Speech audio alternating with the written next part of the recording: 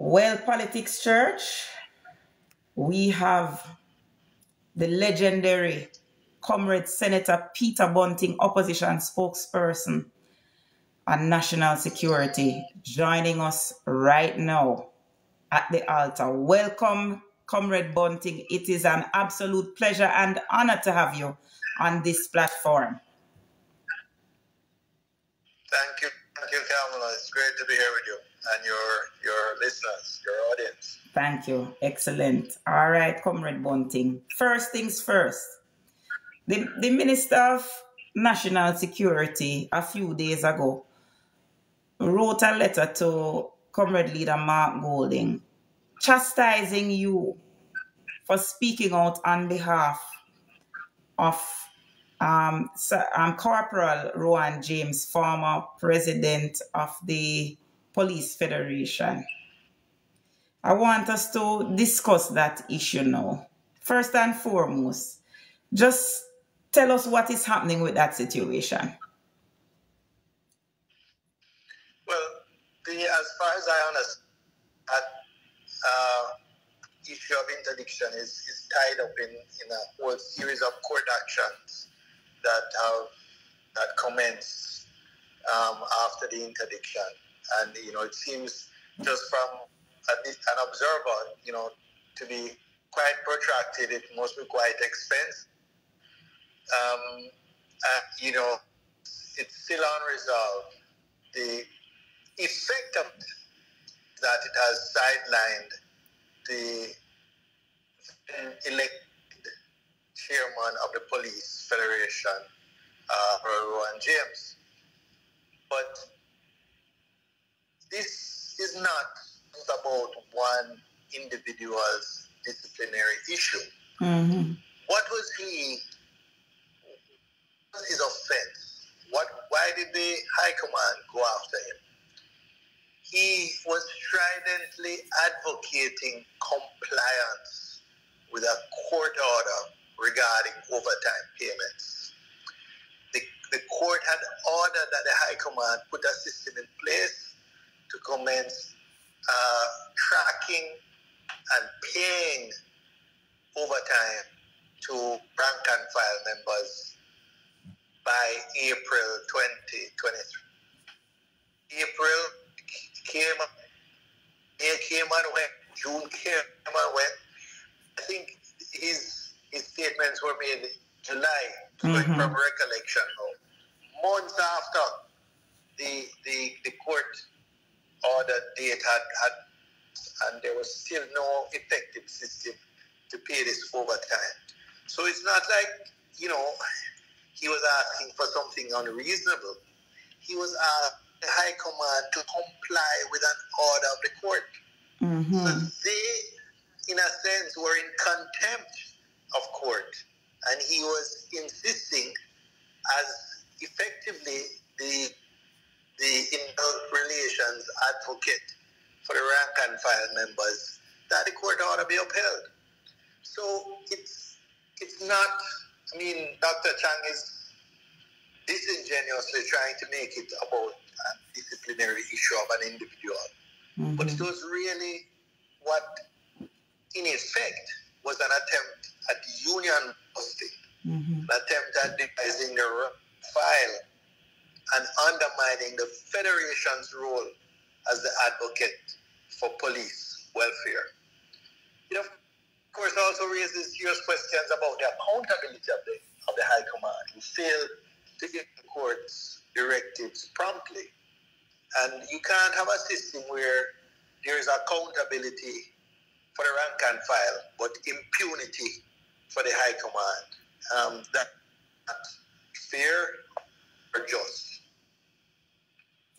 So they interdicted Corporal James, but as far as according to the media, it was overturned, was it not? He was supposed to be reinstated. Supposed to be reinstated. They did not reinstate him, but eventually brought another court action to postpone the reinstatement.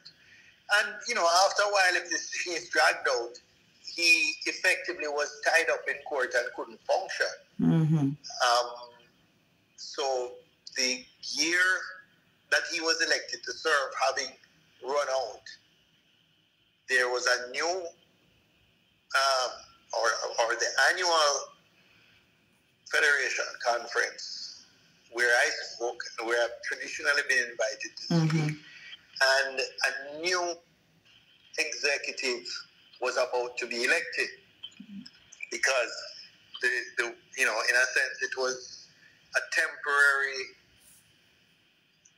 leadership that had been installed to complete the term of Corporal James. So it is in that context I was speaking. Now, just step back from the police experience. In the past, negotiations, which was probably more complex than normal because of the whole reclassification exercise in the public sector. You will recall how the government bullied and intimidated the leadership of all the public sector groups to sign by, I believe it was March 1st, and threatened if they didn't sign by that, they would have to wait a year to share because there was return allocation and so on. They then also did, in each of these groups, they would have a couple of columnists who would be undermining the leadership. Really, an observer would suspect that they are persons sympathetic to the government, definitely, and more loyal to the governing party than they were to the group that they were elected to represent. And therefore, they would be actively undermining their own negotiating team within their WhatsApp groups, etc. This compounded with the bullying and threatening by the Minister of Finance and his team caused most of them to have signed by March 31st, which was when the government now promptly turned around and after guaranteeing them 20% over the 3 years, gave themselves 100%. 200. Well knowing the hypocrisy of it was they knew had they announced their own salary increases prior, they would never have got the settlements. That's right. At the levels they did. So it was really an exercise in deception. It wasn't a fair system. It was a transparent system, and it is within that broader context that we need to place what happened in the Federation. The PNP is, in a sense, our raison d'etre is to speak, our reason for being is to speak for those who don't have a voice or a powerful voice on their own. Indeed. Our raison d'etre, is particularly in action, is to speak to power. So where you find injustice, where you find abuse of power, we are obliged to speak for those who can't for themselves. SAF, paramilitary organization, operating under strict. Their members legally strike. Their average member, cannot go to the media and speak out. Right. Therefore, the Police Federation, which is effectively serving as the police union, and for those who may know history, the seed of the Police Federation was planted at the same time as the whole union movement in the sugar workers' agitation in 1930. The same men that created People's National Party and many of the unions. That was when the police, rank and file, started agitating for their own union. Indeed. After some years of negotiation, they were told they couldn't get a union, but they could get a police federation, which effectively served as the union, as the police union, advocating for their rights. So when you take punitive action against the leadership for performing that advocacy role. This is, you know, as I said, akin to union busting. It is petty, vindictive, and intolerant. My advocacy, my statements were all about preserving the independence and effectiveness of the Federation and ensuring that all rank and file members have robust representation free from undue influence, whether from government or high command. All right. So the day that take us back to that fateful day, you know, at the police federation. I guess that was their annual general meeting or their whatever it is, the caucus that they had. What exactly happened? Because some of us saw the video but didn't understand what was happening. Just explain to the listeners what exactly happened at that time. Well, you know, they have an agenda, a 2-day agenda of this annual conference. And typically on the first day, they have a series of invited guests who speak. The minister speaks, the keynote address is by invited guests. The shadow minister speaks. The commissioner of police usually speaks also on the first day. And then the second day is really the working and voting session for the conference. This is the first time you're speaking in your capacity as spokesperson on national security? I think I've been somewhere between 12 and 15 Federation conferences as either minister or opposition spokesperson. So I'm very familiar with conferences. And I can tell you, this one, there was a different mood at the conference. From you got there, you could feel a different mood. To begin with, you know, I told Frank every other action that I could recall is usually somewhere like Montego Bay or Trelawney. And you're based in Kingston. When I'm coming from Kingston, and often my slot at the agenda is at 9 in the morning or 10 in the morning.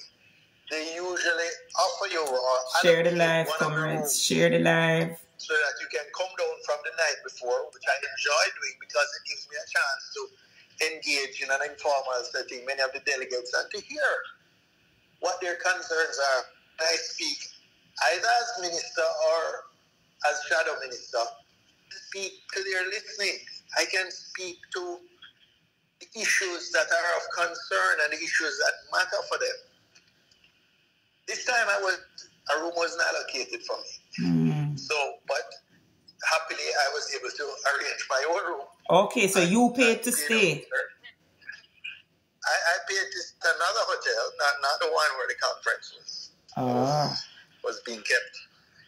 And interesting. And I got there, so I was still able to very early before, just as when a lot of delegates were still registered, speak to people. I saw that, you know, as I said, the mood was much more low energy, timid than typically. Like a timid move. Might be another way of describing. That might be a fair way to describe it. And you know, when the Federation chairman gave their report, again, that is usually the fieriest part of the conference. Okay. Because here they have an opportunity to face the minister, to face the permanent secretary, to face the high command, and strictly advocate for the issues that are for the rank and file. Is that the same meeting that Corporal James made his comments the last time that they interdicted him for? No, he made it at a funeral. Okay. It was Paul. But this is very much tradition of the leadership of the Federation. They make verified presentations at the conference, and in between, because similarly at the at the funeral of fallen members, they also have this audience, senior audience members there who they otherwise might not have access to. So they use this opportunity, and as I said, they're advocates, and they're union reps. So they typically are quite skilled at finding opportunities to advocate for their members. And at the conference, they're also campaigning for re-election. Right. Mm-hmm. So in their presentation, they want to demonstrate, give an account of their stewardship, so to speak. But in this case, I would say that presentation much more conciliatory than normal. Of the 12 or 15 conferences I've attended, this was definitely the most conciliatory. So I would say the whole conference was proceeding, in quite a placid way until I spoke. And, when I started speaking, and perhaps, I said, perhaps I had to be the most strident advocate of all those present, since because of the interdictions, etc. And also because of the fact that Corporal James was barred from attending the event. From even attending, even as a guest, he was prevented from attending.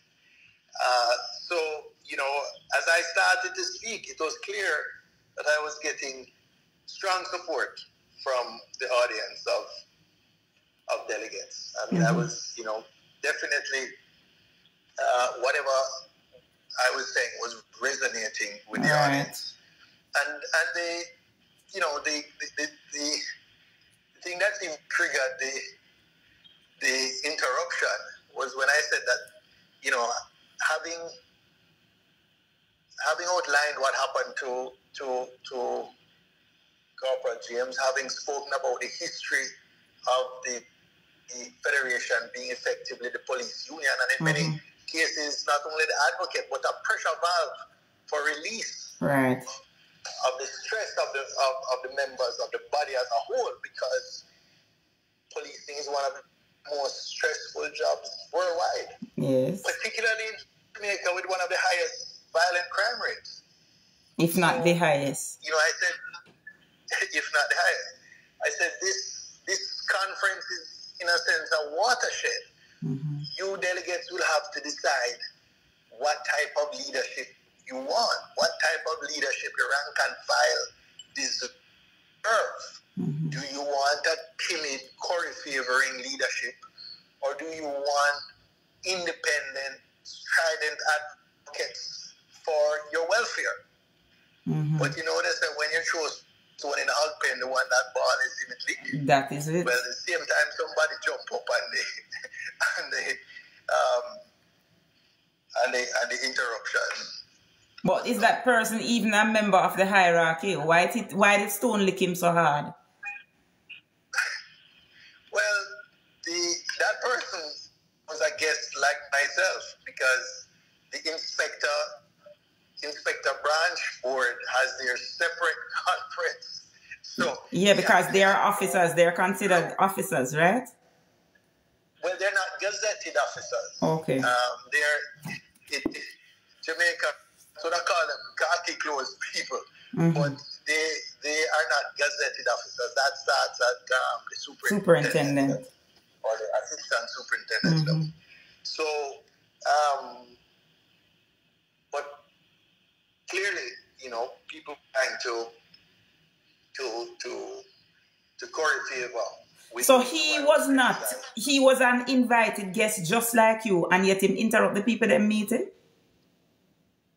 Yeah, precisely. He had no more standing than I did there. Oh. And he made a nonsense point about it. But it wouldn't surprise me if you hear soon that he's promoted, because I don't think he was acting on his own initiative. Or somebody sent him to interrupt. I think he must have felt he had the backing of someone much higher up than his rank. Yeah. All right. So why is it that the High Command is so involved in the Federation's conference?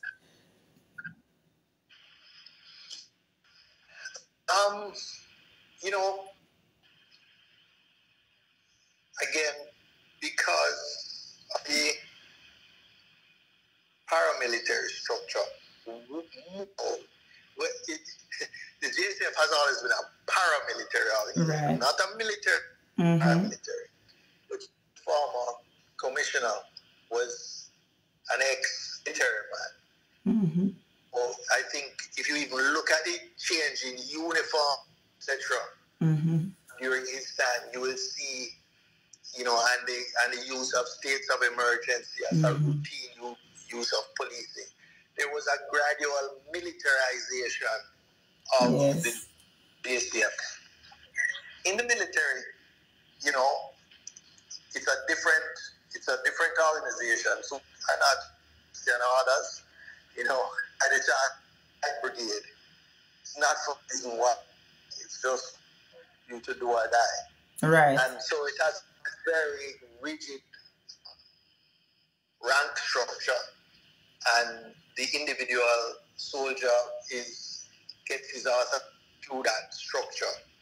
And so officers in a military are not accustomed to be questioned or challenged at all. It seems to me this was the kind of approach that was being transferred to the GCF.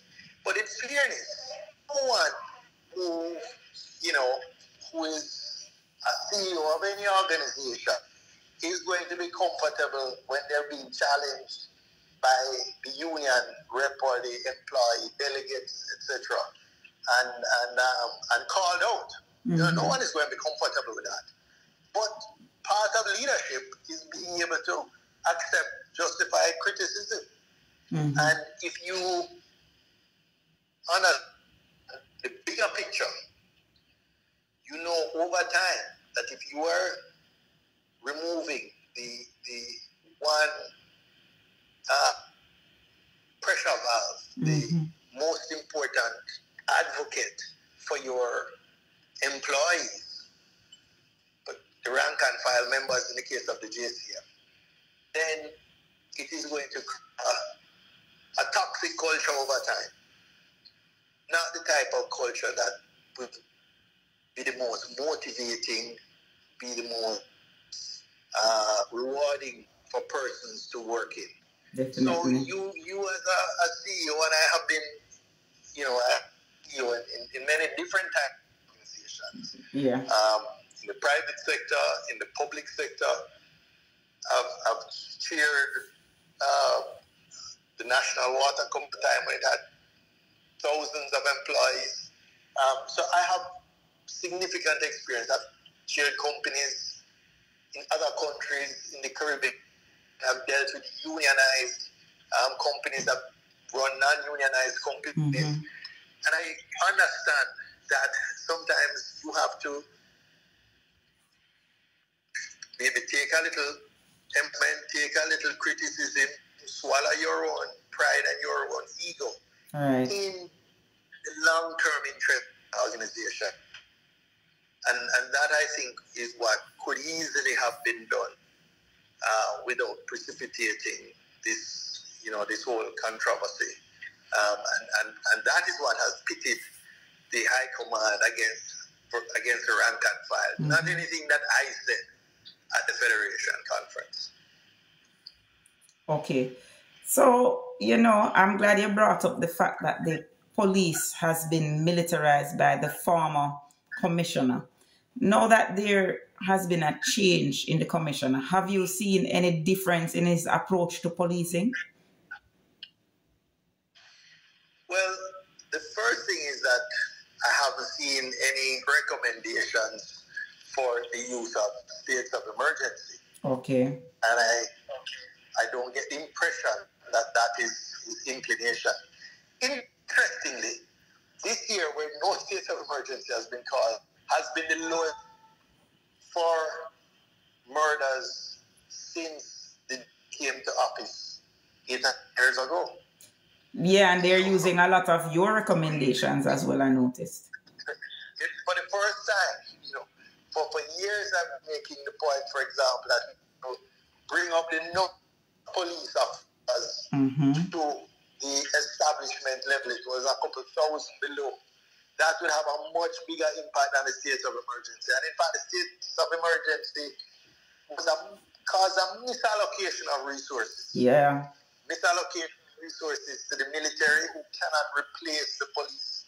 Misallocation of resources within the you had hundreds of people manning these checkpoints, fixed points, month after month, some for and then a year.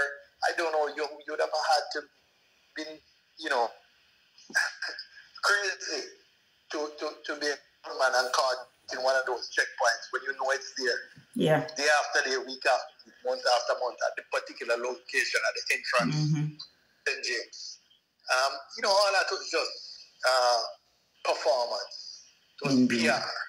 It no impact. And so those years where the state of emergency was being used intensively were perhaps the worst years in a decade and a half in terms of the number of. It was just a misuse of resources and abuse of the Constitution, an abuse of many people who were deprived of their liberty, and it does. So the one thing that I would credit the new commissioner for is he doesn't seem inclined to go in that direction. And I think that's a positive. It's only been a few months. So I think it's a bit early for me to be, a performance evaluation. Right. So I will withhold that. And in any event, it's not, that's the Police Service Commission's job. So I prefer to comment on, and as I told the former commissioner at the Police Officers Association conference, I respect the separation of policy from operations. However, if you stray into the policy area with your public comments, then I am going to respond. Yeah. So when, for example, the Parliament refused to extend the state of emergency, and the TF still had a public relations campaign going, advocating for state of emergency, then I think he had erred. Overstepping bounds. Having come over into Parliament, he must accept it. Yes. And within the constraints that he has been given. So when you come in political realm or the policy realm, to get a response, if you stay within the bounds that the JCF Act creates, ministers handle policy, commissioners handle operations, then I try not to publicly take on the commissioner. I've seen where a lot of your recommendations during the SOE, you were during Peter Phillips' time as opposition leader, you were perhaps the only person at one point who stood against the SOE. Not only did you stand against it, but you came with recommendations. A matter of fact, I see them teeth almost your whole speech about the ballooning. All of a sudden, it became the it word for, it became the it word for the government about the ballooning. And you are the first person I heard talking about the ballooning of crime because of the states of emergency. So now I realize that they are using a lot of your suggestions from your previous stint as when you were opposition spokesperson on crime during Dr. Phillips' time. Yes, you know, I wasn't actually the only person who voted against it. At various points, many others voted against it. I would say I was the most consistent. You first. You first. The first time it came up, you were the only person. Yes, on the first occasion, I stood alone. Yes. But thereafter, on some of the renewals or the extensions, others have voted against or abstained. And many absented themselves from the vote. Right. Right. So basically, I want to discuss now your approach to crime fighting, because your approach is more community policing. I want you to expound on that because it's something I took a lot of interest in. And well, the program that I used to do years before, Monday Morning Meds, I spoke to Dr. Herbert Gale about changing the whole approach of the police force. And I know that you had a task force with a lot of these social scientists to come up with a policy for crime fighting. I would love to talk about that. Well, early in the day, I think it was perhaps in my first hours, certainly within I think the first 18 months in Easter. Couple of things happened. One, I was invited by the U.S. I can't remember if it was the government, the embassy here, or the State Department, but to participate in a conference that they had, prevention conference, where a number of cities had formed a partner. Cities with high crime rates, you know, almost as high as Jamaica. And they formed a partnership to come up with solutions to deal with it. And what struck me at this conference was that the CDC, the Center for Disease Control, the epidemiologists were almost leading the response to the epidemic of violence that these cities were experiencing, much like the epidemic of violence that we were experiencing in Jamaica. And that was instructive for me, and I started pursuing that model and following that model. We brought down the professor, I think he's Dr. Gary Spokesperson, who was the founder of Cure. That model was the crime as a disease model. Correct.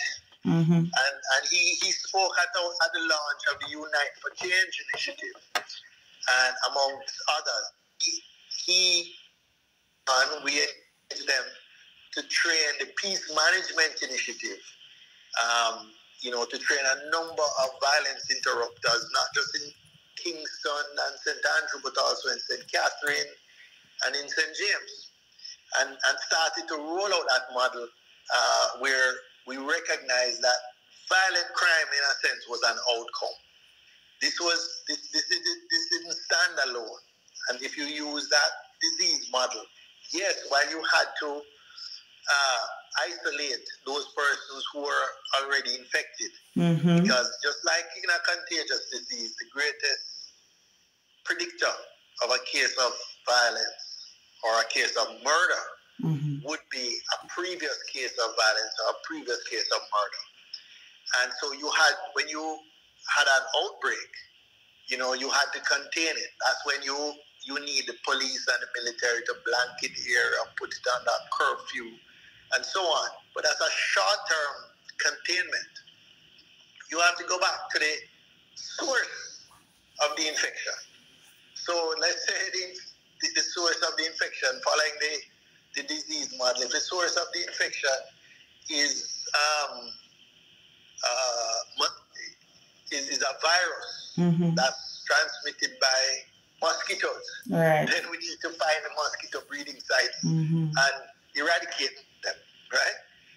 If it is a waterborne virus, because we don't, you know, people don't have access to clean, potable water, then that's what we have to go to the root cause of the violence. And for a long time, we spent time combating crime, called crime control, but we didn't put enough resources on preventing crime. So I tried to. I just had to verify my TikTok because I'm not liking my life. That went along with crime control.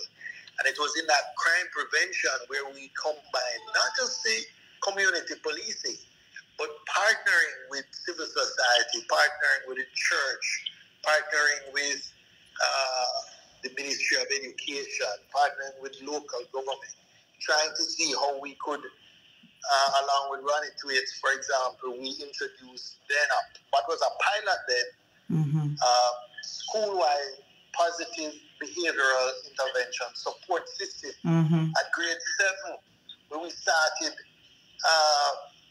teaching the kids, how to talk it out rather than fight it out, and those types of interventions, and also to have sufficient social workers that you could identify that while, the sort of school-wide intervention might work for 80 or even 90% of the kids, there was a cohort that needed a secondary or tertiary level intervention.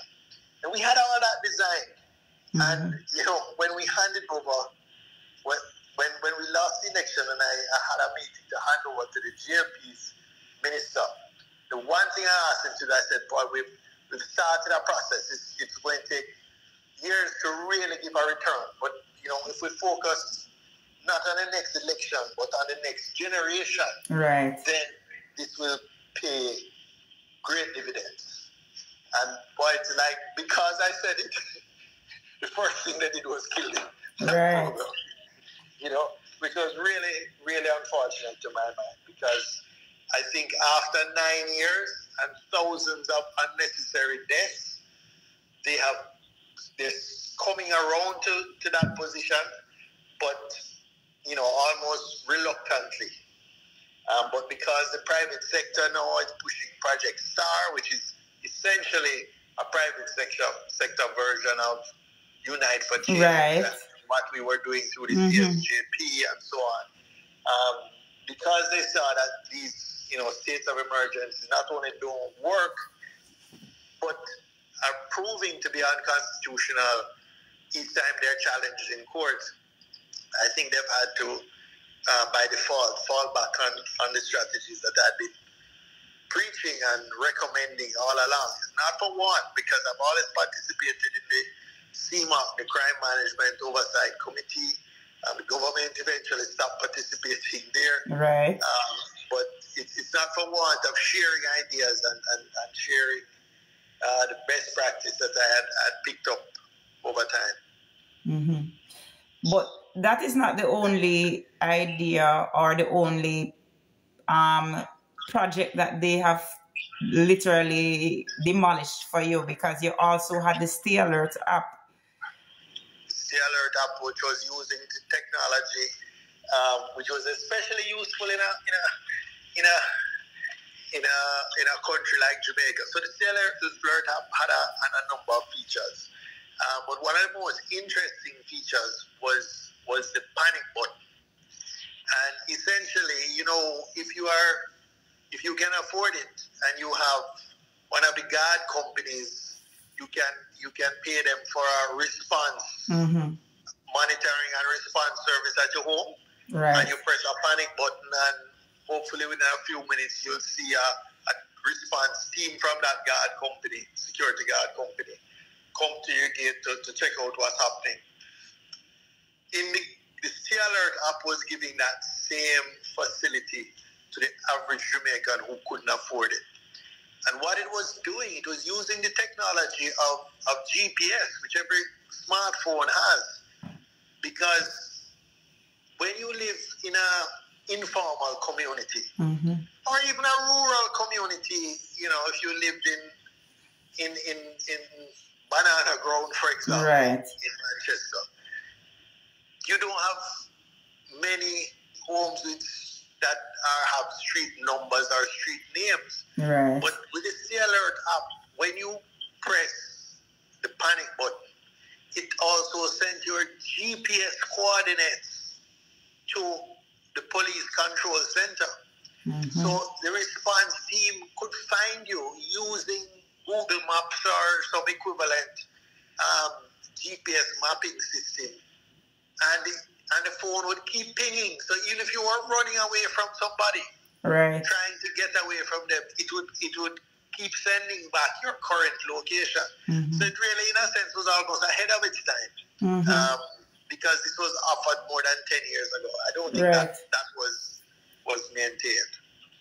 But the other example I wanted to point out to you of the need for community policing, we had, I remember one evening I was actually at the PNP headquarters as an executive on a Monday evening, and I got an urgent message from Andre Hilton, who was the MP for Eastern St. Andrew.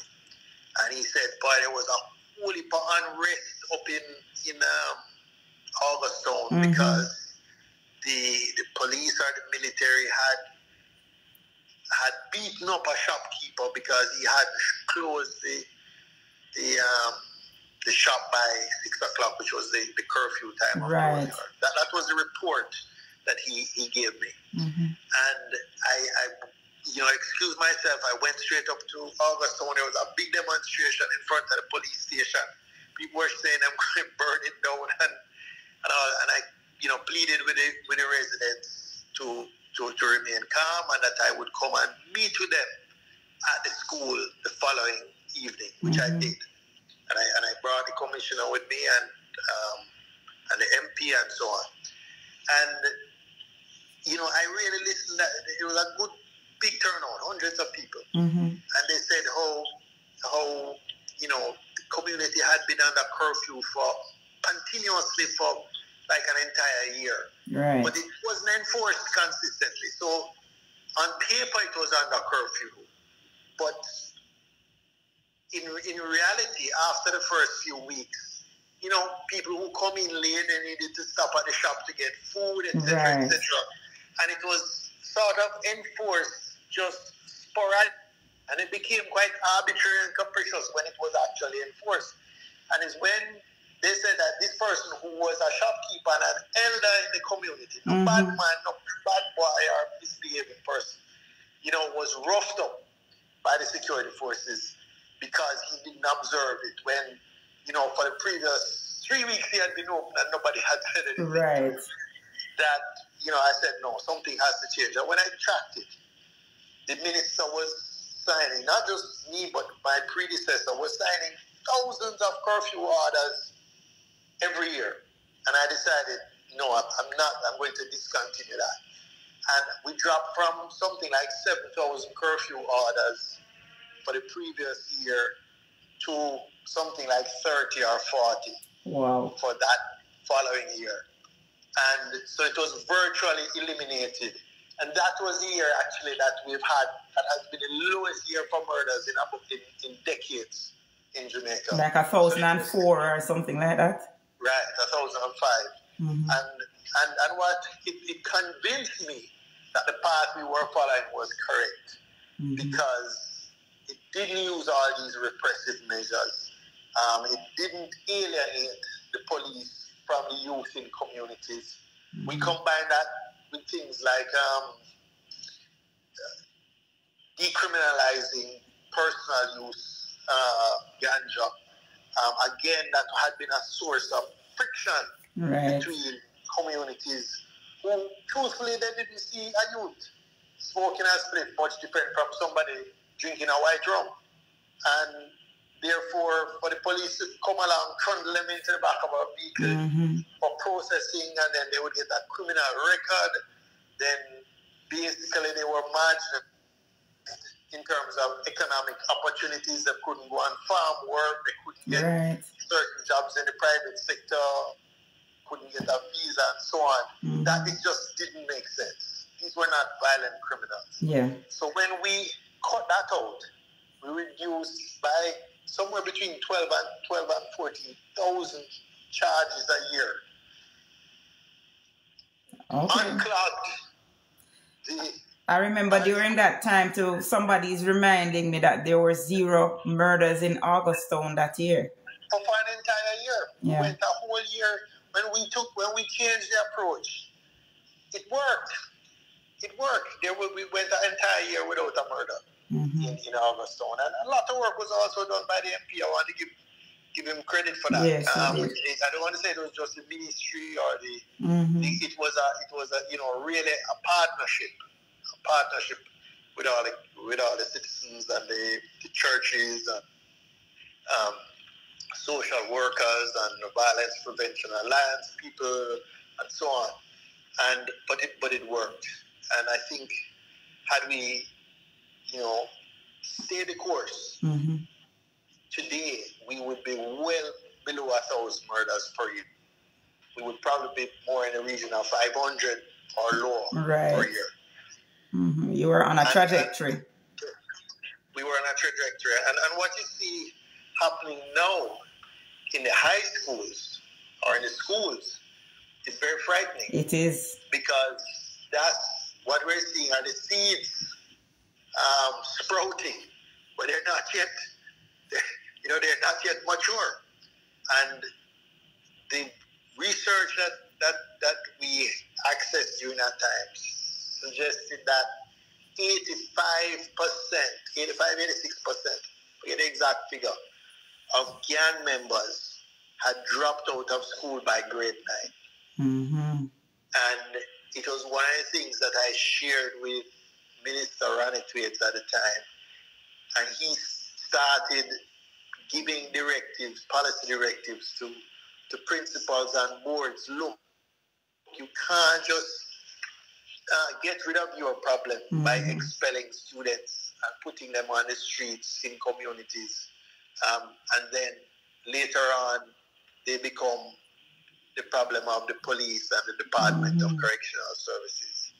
Just by keeping young people, young men in particular, in a structured school environment until they were 18 or whatever, 19, whatever the normal time was, reduce their chances of ending up in a gang by about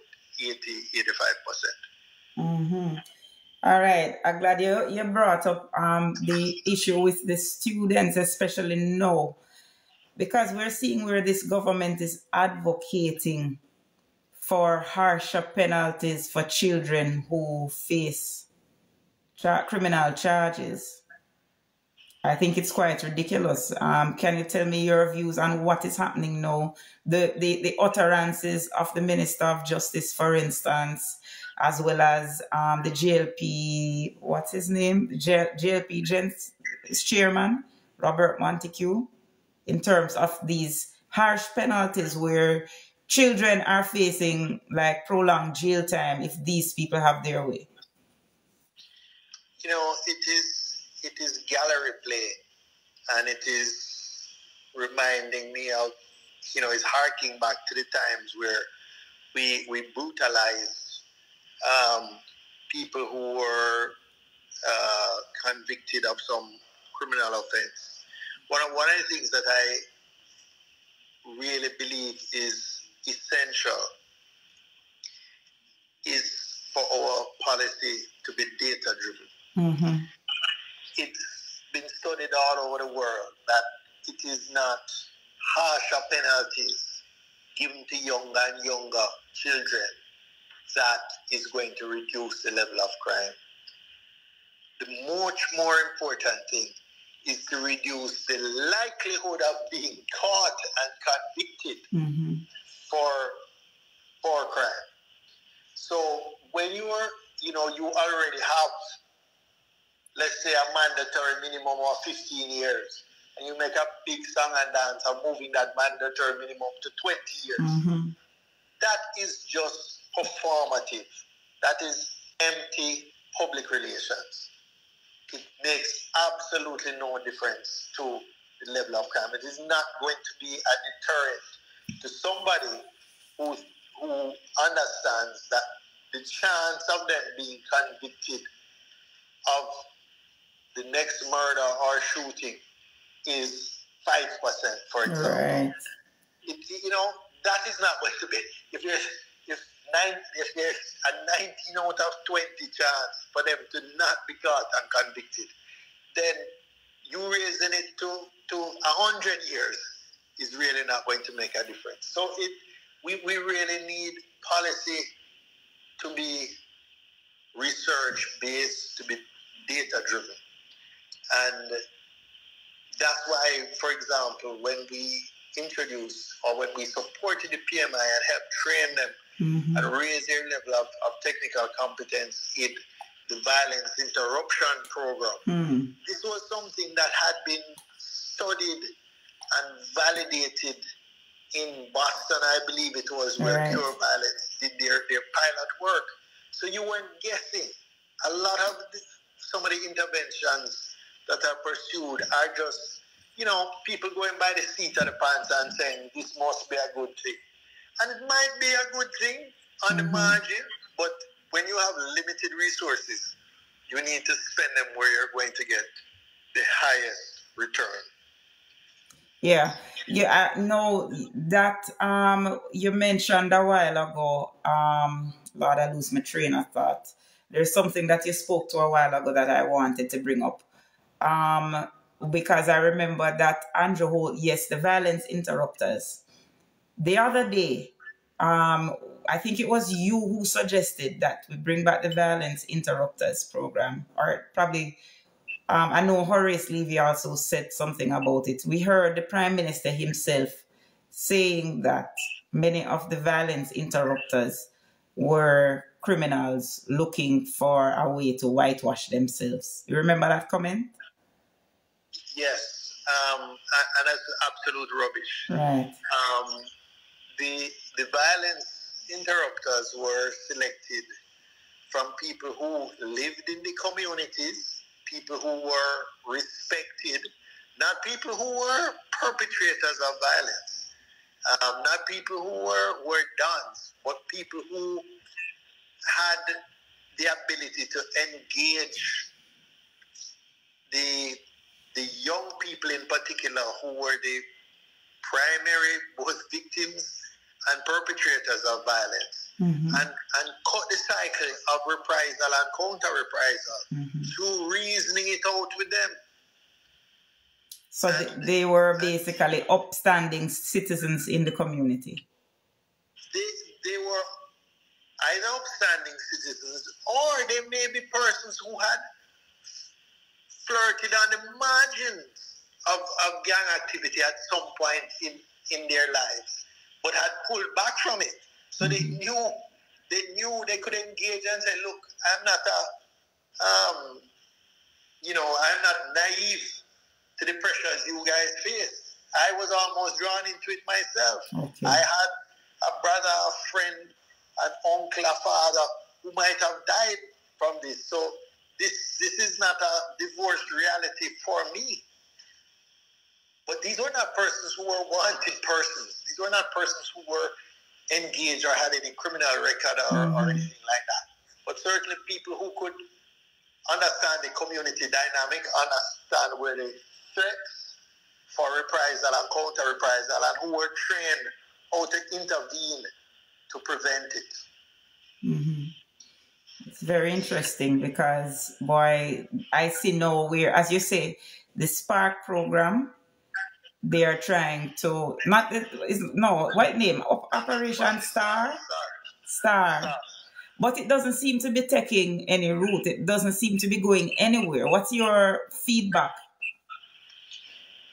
I haven't gotten a research report on it, but let me just say, I think it's a good program, but the scale of it is so tiny relative to what we need nationally that it will have an impact, I believe, a positive impact on the few communities where it operates. Okay. But if you want to make a national impact, you're going to have to put real resources behind it.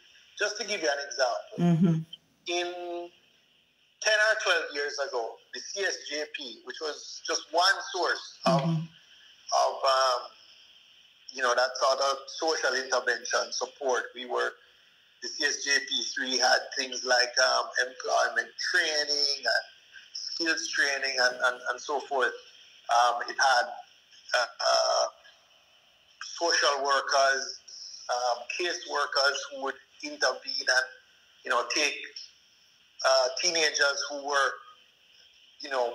behaving, acting out, and who it was felt had potential to become violent or commit acts of violence, to work with them to steer them away from that and get whatever rehabilitatory, remedial action that needed to be taken. Mm-hmm. But we were spending at that time, say, I think it was in the order of 1.2 billion a year. That was 10 or 12 years ago. So adjusted for inflation, mm-hmm. that would be in today's dollars maybe 2.5, 3 billion, and that was not enough. Now Project Star is 500 million over some number of years. So you're really seeing it's just going to be a tiny drop in the bucket until we put some serious state resources behind it. Then it have a demonstration effect. Okay. Now, in terms of the school children, just to go back to them and the violence that we're seeing in the schools, what are your recommendations in terms of the collaboration between the Ministry of Education, for instance, or I should ask you, who would you want to see collaborate to try and, address the situation? Because as you said earlier, we are at a point of emergency. We had actually assigned a Sergeant Minto. Mm-hmm. In fact, he was recently promoted to Superintendent Minto. He's now in charge of St. Elizabeth. Mm-hmm. But he had been seconded to the Ministry of Education, and he mm-hmm. was in charge of really the liaison and the coordination between the GSTF, the school safety officers, the community policing branch, the ministry, the teachers, the schools, particularly the ones who were in rough communities mm-hmm. and having behavioral challenges. As I said, he had the full support of Minister Twaits, who really was one of my strongest partners in the right. Because we recognize that school is probably the only state agency or the Ministry of Education through schools that interacts with every single Jamaican at some point. Yeah. So you can't miss the opportunity to re-socialize those who didn't get properly or adequately socialized, whether in the family level, at the community level, wherever they missed it. I remember when I was, going to school, there were a lot of kids whose parents had migrated, mm-hmm. but they had a grandfather or grandmother who played that role for them. And if those who didn't have a teacher right. who played that role for them. So they still got the adequate love and socialization and care. But today, we don't see that in every situation. Mm-hmm. We see kids who are essentially parenting themselves. Yeah. And we see some parents who are no better than the kids. That's true. And so we have to recognize that reality and use the institution of the schools to play a wider role than just delivering a curriculum, really creating productive, peaceful citizens for the country. All right. Now, we're going to talk now about the elephant in the room, which is what everybody is talking about, the biggest distraction about the comrade leader's citizenship. Now, you had come out and basically chastised Daryl Vaz. Now, before we even talk about Vaz, let us talk about the fact that so many of the Laborites are actually dual citizens themselves. We want to talk about that and the hypocrisy of what they are trying to do now? Well, the first thing, you're old enough to recall that we went through this in the 2007 to about the 2011 period, where the matter of eligibility for Parliament was fully ventilated, not just in public discourse, but in the courts. Right. And what was clear was that, one, to be eligible to sit in, or to be eligible to be a candidate for election or appointment to Parliament, all you needed was to be a Commonwealth citizen, ordinarily, to be over 21 years of age, to be a Commonwealth citizen and ordinarily resident in Jamaica for the previous 12 months. Now, when you read that, you don't even need to be a Jamaican technically. Right? Just a Commonwealth citizen. So a Bayesian could come to Jamaica, live here for 12 months, register to vote. He could vote in an election, or he could offer himself to be an MP, or he could be appointed to the Senate. That's all the 1962 Constitution required. However, non-Commonwealth citizens were not so eligible. And if you were a dual citizen with a non-Commonwealth country, you were not so eligible. So it's really a non-issue. As far as I know, and I can't speak authoritatively whether he had renounced it or not, but I never heard of it. Michael Manley would have qualified for British citizenship by descent through his mother. Right. Michael Peart was Speaker of the House.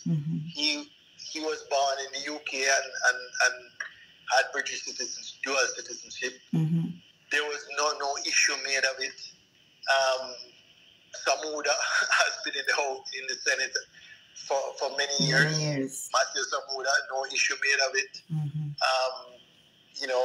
The president of the Senate, I know at least at one time was a dual citizen. I don't know his status now.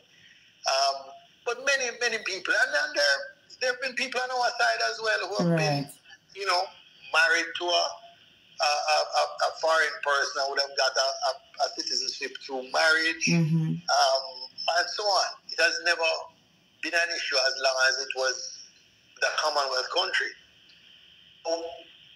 In 2011, Andrew Holness declared that he was in favor of dual citizens sitting in Parliament, but without the restriction of being Commonwealth.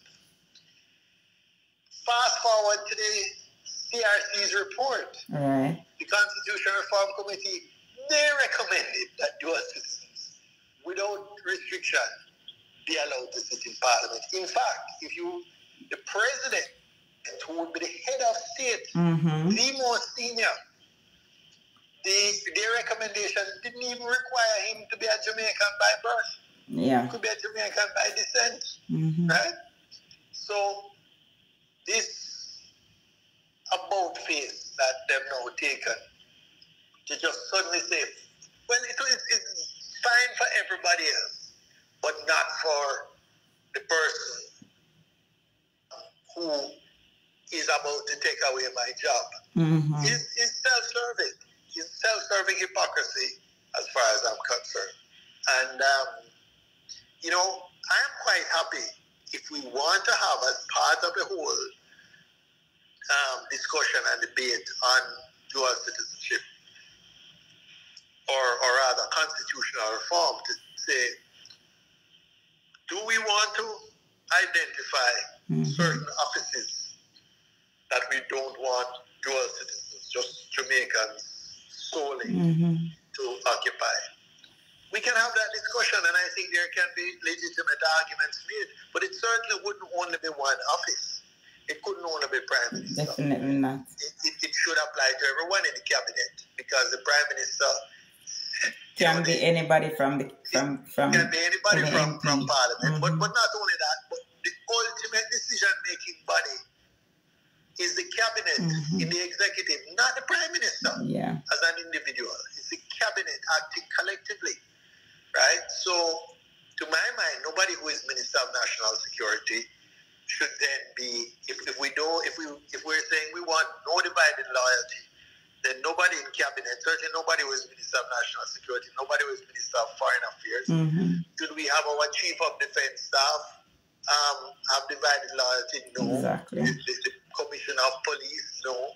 So, in fact, we would have to look at a wide cross-section of offices and say, if this is the principle that we genuinely believe in, then all of these offices must be by, persons who have solely Jamaican citizenship. But see, odd years of independence, has it been an issue? Can we point, what is the mischief we're trying to correct? Have any of those persons who have held dual citizenship, Commonwealth dual citizenship, and sat in Parliament done anything to suggest that they had any divided loyalties? I don't think so. So what's the mischief we're suddenly trying to fix? The mischief is Andrew Holness being about to lose the election. Exactly. Exactly. Yeah. So I agree with you that this whole thing is a waste of time. So you know what is a bigger hypocrisy? Is that after this country spent wasted so much money having to hold this whole series of by-elections for, I think it was 5 or 6 American dual citizens who were disqualified, starting with Daryl Vaz. After all of that, there is evidence now that since 2016, persons with U.S. citizenship on the government side. What you saying? Talk to me. What you saying? I'm telling you, there is evidence, and if you, I can share it with you. Share. Go ahead. There is evidence that persons, for example, who are currently serving in cabinet, were in Parliament after all these things that was made absolutely clear that U.S. citizens would not be eligible for Parliament. They were appointed to the Senate and served there while still having a U.S. And they're still in the Senate? And they're not still in the Senate, they're still in the cabinet. In the cabinet, okay. Yes. They are in the cabinet now. In fact, they weren't in the cabinet in 2016, but they're in the cabinet now. But they were ineligible to be in Parliament. And there's a strong suspicion that at least one U.S. citizen is still serving without renouncing their U.S. citizenship in the Parliament as we speak. So what steps are we going to take now as a party to remedy this situation? Well, as far as I'm concerned, the step we should take is to vote out all of them. But I mean, in the meantime, we have to expose the people. But when you see how long the process takes, I mean, we should expose them, and I mean that should not only be for us; it should be for media, right? It should be for even social media. Well, that's why we want to know. Yes. But the legal process is so slow that I'm expecting that the ballot box will be the more effective method to remove this kakistocracy. Definitely, I agree with you there. But in the meantime, if we could know who these people are, at least we could show up the hypocrisy even more. Well, I will point you in that direction. Certainly. But off the air. And here am I listening intently with my ears cocked to hear who. All right, no problem. I'll wait until it's off the air. But I was in school when I was Minister of National Security that you don't disclose your sources and methods publicly of gathering intelligence, you know? Definitely. Definitely. We're hearing of all different citizenships. We're even hearing of one who might be an Israeli dual citizen. I've heard that speculation. And the Israel is not a part of the Commonwealth, is it? No, it is not. There you go. There you go. So we have a lot of things to do. Well, you see, Comrade Bunting, they're the ones who went down this path, you know. It's a distraction, of course. Mm-hmm. These GLP actors excel in misinformation, mm-hmm. in gaslighting, in creating distractions. Hey, look, here's this shiny object over here. Right. In the meantime, when I went to Prattville Primary on Labor Day, mm-hmm. when we in Falls, it pours I saw into that. Mm-hmm. the grade 6 classroom. It risks their lives. It's going into the panel boxes. The whole building looks like a little earthquake. It would fall down because of the level of corrosion and rust. Mm-hmm. Meanwhile, there's 200 kids at risk of electrocution or of a building collapsing on them. Meanwhile, we have paid over 450 million in the same parish to rent an empty building in Mandeville. Yes. Mm-hmm. Right? This is what they want to distract you from. You know, the conditions of the infrastructure of the schools, of the Mandeville Regional Hospital. Mm-hmm. You know, meanwhile, they and their cronies, you know, benefit from contracts left, right, and center. This whole thing with what they've done in terms of renting the buildings to TAG seems to be a widespread issue, you know. It doesn't seem to be. I mean, they seem to be renting the buildings from either activists or even an MP, one of the buildings rented from. So this seems to be a widespread issue. I would love if we could dig deeper to find more. Look here, man. Yeah. You only just look on the government island how many people are very wealthy who have no obvious source mm-hmm. of that wealth. You know, and I think you don't need to go beyond that. Right. I'm hopeful that we will hear something from the Integrity Commission. It's almost the anniversary of that report that identified that I think it was 6 parliamentarians mm-hmm. who were being investigated for illicit enrichment. Right. I hope they don't come to another annual report without having moved forward in terms of being more specific. We saw an article recently in the Gleaner indicating that we should look out for something. Well, I have my popcorn. And I have mine right beside you. Thank you so much, Comrade Bunting. I want to talk to you some more, but we're going to have a part 2 of this discussion. We have to have a part 2. But we know how it is, and you committed an hour to me, right?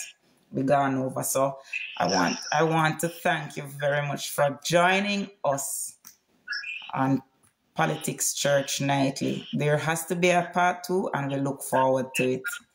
Take care of yourself until we speak again.